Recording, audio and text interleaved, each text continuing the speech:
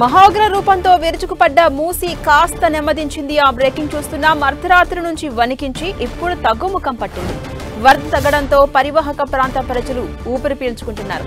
ఇటు ఎంజీబీఎస్ లో పునరుద్ధరణ పనులు వేగంగా సాగుతున్నాయి. మంత్రి పొన్నం ప్రభాకర్, మేయర్ విజయలక్ష్మి ఎంజీబీఎస్ ను పరిశీలించారు.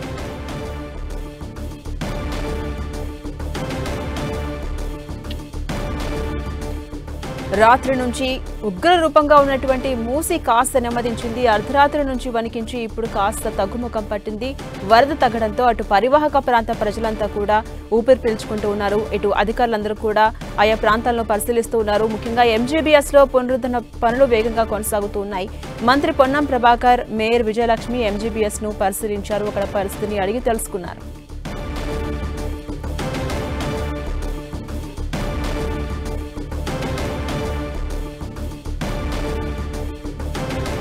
గత 3 రోజులుగా కురుస్తున్నటువంటి వర్షాలకు మూసి ఉగ్రరూపం దాల్చింది. దీంతో అర్ధరాత్రి నుంచి ఒక్కసారిగా ఉధృతి పెరగడంతో అక్కడంతా కూడా నీట మునిగింది. లోతట్టు ప్రాంతాల ప్రజలందరూ కూడా ఆ వరద నీళ్లలోనే ఇప్పటి వరకు వణికిపోతూ గడిపారు. అయితే అధికారులందరూ కూడా అప్రమత్తమై వారిని సురక్షిత ప్రాంతాలకు తరలించే ప్రయత్నం చేశారు. ఎన్డీఆర్ఎఫ్, ఎస్డీఆర్ఎఫ్, పోలీసులు, హైడ్రా అధికారులందరూ కూడా సమన్వయంతో లోతట్టు ప్రాంతాల ప్రజలందరినీ సేఫ్గా రక్షించి పునరావాస కేంద్రాలకు తరలించారు. అయితే ఇప్పటికే అధికారులు ఎంజీబీఎస్ దగ్గర ఉన్నటువంటి పరిస్థితిని అడిగి తెలుసుకున్నారు. ముఖ్యంగా రేవంత్ రెడ్డి స్వయంగా అధికారులకు ఫోన్ చేసి సమీక్ష సమావేశం నిర్వహించి వివరాలు తెలుసుకున్నారు. ఇప్పుడు మంత్రి పొన్నం ప్రభాకర్, మేయర్ విజయలక్ష్మి కూడా ఎంజీబీఎస్ ను సందర్శించి అక్కడ డీటెయిల్స్ అన్ని కూడా తెలుసుకున్నారు.